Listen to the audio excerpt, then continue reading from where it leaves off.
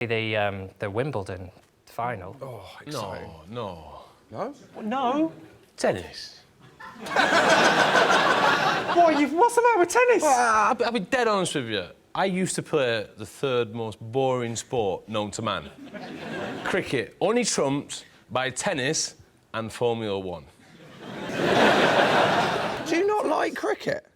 It was a means to an end.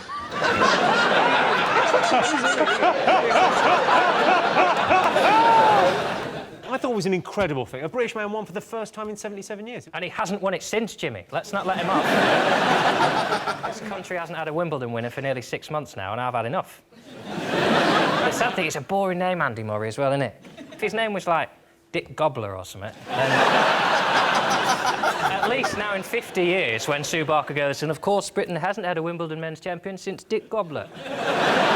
Just going to keep hearing Andy Murray all the time. It was weird that this whole talk about 77 years of wait is over. And actually, when he won, it was like, thought I'd feel better than that. To me, nothing really can trump that dressage gold at the Olympics. Lorraine, you're Scottish, so presumably Andy... well spotted. Well, you're not, like, full-on Scottish. You're like Just a wee tiny bit. I can understand what you're saying. You're Scottish light. OK, Now, did it mean a lot to you? That absolutely. I thought it was absolutely brilliant. And I think it's a shame that everybody goes on about him being dour. I don't think he is. I don't think he's Scottish. I mean, you know... He spread sunshine everywhere, didn't he? And remember he cried. Remember he cried when he lost, and then we quite liked him because he cried. Like, no? No, I don't have a problem. I don't have a problem. I mean, the reason I don't like tennis is because I'm left-handed, and you know you can't play if you're left-handed. So you can. You can't play tennis. You can. You can't play tennis with your left hand. Yes, you can. You can do whatever you like. There's no left-handed tennis players. There is. Other than Nadal? There's no. He's all right. That's his greatest trick, is making us think he's using his left hand. if you hit the ball, if you tennis ball, if you've got the right hand, you hit it, it goes that way. But if you've got your left hand, you hit it, it goes behind you. I have to play backwards like that. There's someone shouting me where the ball's coming. That's why I gave up. This is a stupid game. I'm with Freddie on this. And the worst thing about it is, as well, you go to Wimbledon, I went for 10 minutes once. They put fruit in your drink.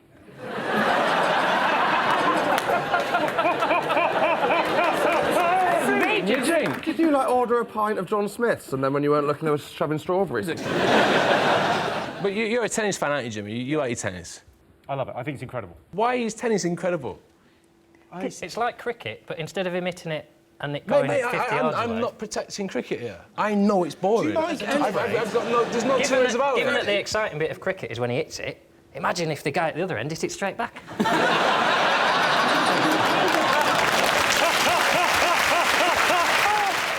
I don't know about you guys, but I'm still riding high on the royal baby news. Oh. It's hard to come down from that, isn't it? There's very few moments in your life that give you that sort of, like, just buzz. Any parenting advice for them, Sean? You've got kids. Anything you would pass on to this young couple embarking on the adventure of parenthood? Oh, it's hard. Mind you, I don't do a lot of it, so... Really, that's more advice for William, isn't it? It looks pretty hard. From where I'm phoning from, it looks really hard. Rob, what do you make of the royal baby? Well, I love the bit they got takeaway. They got pizzas, didn't they? Kate and William got pizzas. Yeah, you got the bodyguards go and collect the pizzas, and everyone's saying, "Why don't you just get them delivered?" But it's half price, isn't it? If you get them collected. You've got a kid on the way. You've got to start thinking about money, ain't you? Freddie, were you excited about the royal birth? No. No. It's nice. Everyone has children. I've got 3 myself, but we didn't get that sort of billion. Would you give any advice to the royal parents? Yeah, you've got to get him into a strict routine, make him sleep through early doors. I imagine that's easier for you than most parents because you are terrifying.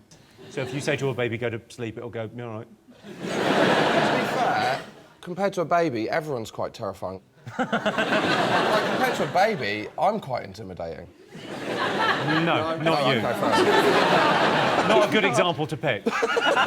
You look younger than the royal baby. Oh, he does.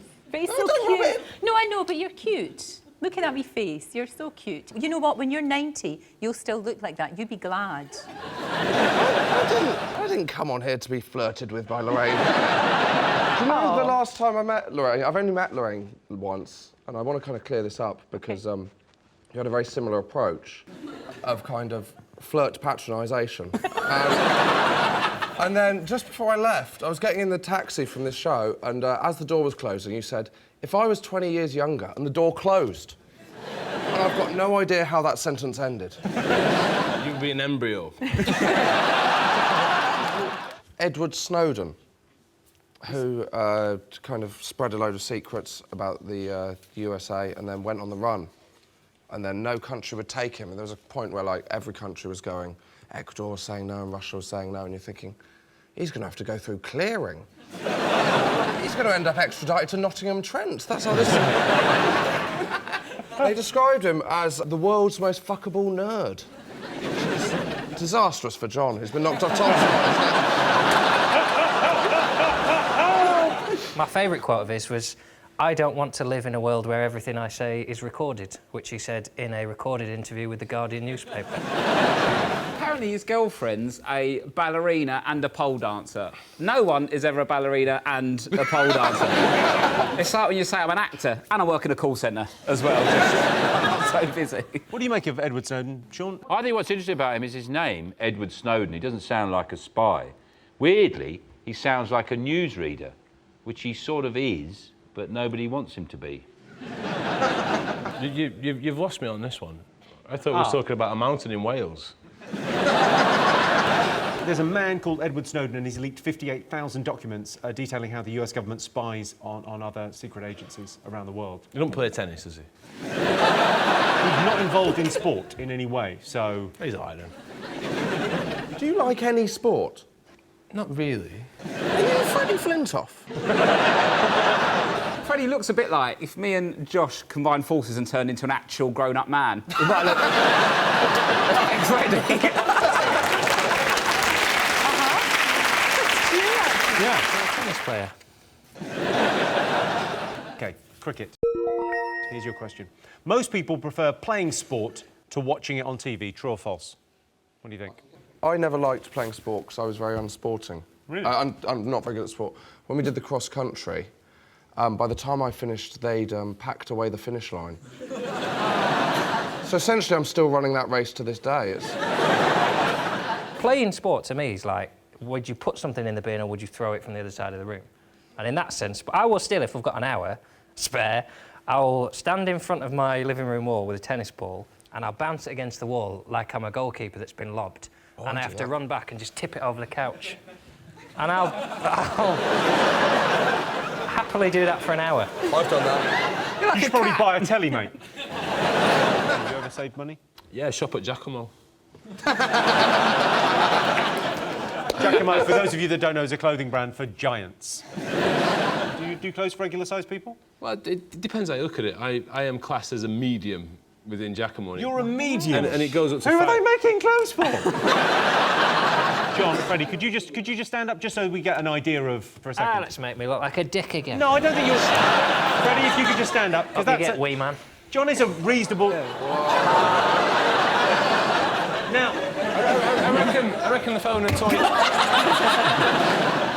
OK, best way to save money. You might be tempted sometimes to think that an £8 haircut is probably worth the saving. But as someone who's had one... They've shaved a little bit off there, haven't they? Yeah. There's too much of me, I think that's what he thought. Too big you are. I'll try and trim you down at the side so you're not so intimidating for people.